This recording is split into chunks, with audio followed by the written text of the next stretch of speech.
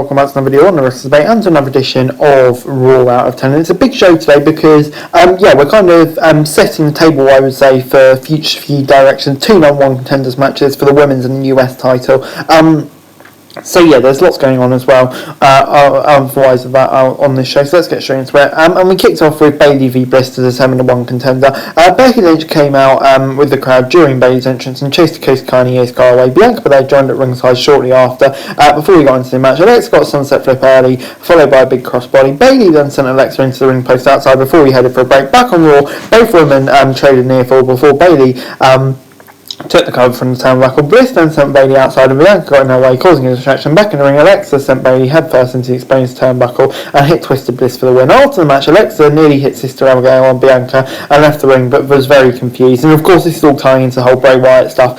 So yeah, get 7 out of 10 for me. That definitely adds something new to this storyline. The whole Alexa stuff is intriguing and definitely the right result for me. So yeah, 7 out of 10. It was then time for Chad Gable versus AJ Styles. The match went outside early and Styles was dropped face first onto the apron. Gable then sent Styles over the steel steps and into the barricades before we headed for a break. Back on Raw, AJ got back in control and hit a big stand for a near fall. Gable then got a big German before AJ tried for a calf crusher. The former counted into the ankle lock before getting another big overhead suplex. AJ then came out of nowhere and got the Styles clash for the pin. And Jake, that's 6 out of 10 for me. Of course it was a good match between these two.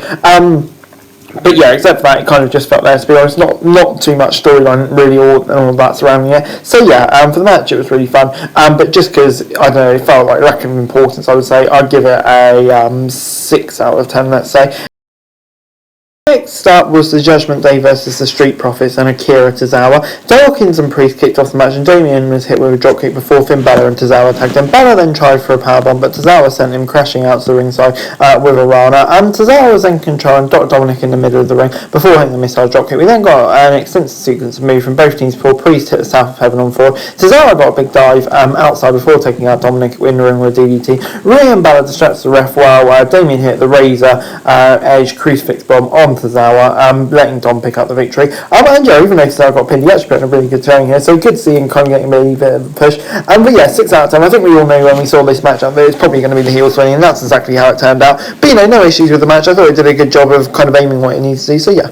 Backstage, Gargano and Lumis brought a bunch of WWE merch from the stores to give the audience with their settlement money from the Miz. They tossed the merch into the crowd and even got a t-shirt cannon. The Miz then stuck up behind them and stole a bag of money before Adam Pearce came out and stopped him. Gargano told the Miz to back the money before the A-list said that he was desperate and wanted a rematch. Gargano accepted the match on Loomis' behalf and made it a ladder match with double the stakes. Miz admitted Maurice only gave him allowance and controlled all the money, but said that he would try to get the money.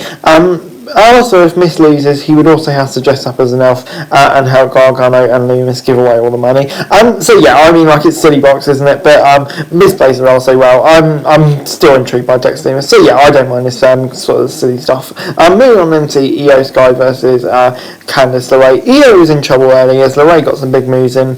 She managed to kick Candice off the ropes. Back in the ring, LeRae countered with a powerbomb with a poison rana. Iyo came back with a big suplex and got an near fall. Candice then blocked a top rope move, but Iyo came back with the over the moonsault, picking up the victory.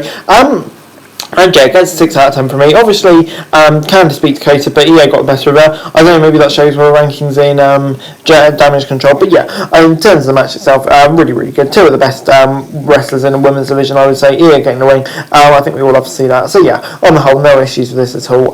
It gets a 6 out of 10 from me. Yeah, just because it was a pretty solid match. But anyway, moving on, Elias tried to get Kevin Owens to help him with the bloodline, but he refused, recording the entire Ezekiel stuff, and he was out next to pay tribute to Matt Riddle and play a song allegedly written by Riddle, but it was about Elias. Sikoa interrupted him and we headed for a match.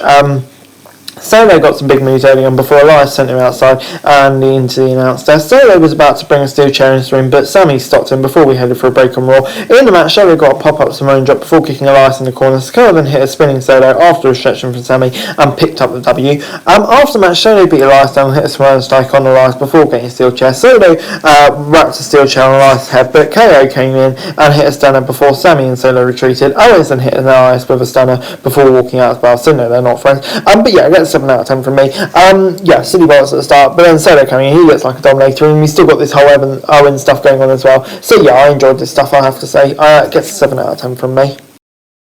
Next up was Asuka versus Rhea Ripley. Rhea Ripley got some big moves in early, but Asuka locked in the armbar. The hold was broken before the two fought their way to the apron. Asuka sent Rhea into the ring post with a hip attack before taking her down with a knee strike. After a break, Ripley was sent back outside with a hip attack and nearly crashed into Dominic. Asuka blocked the riptide and knocked in the Asuka lock, but Dominic put Rhea's foot on the ropes. Asuka hit Dom with the blue mist before Rhea hit the riptide in the ring, and she picks up the W. And yeah, that's 7 out of 10 for me. The bit after was quite funny with Dominic and the mist and all that.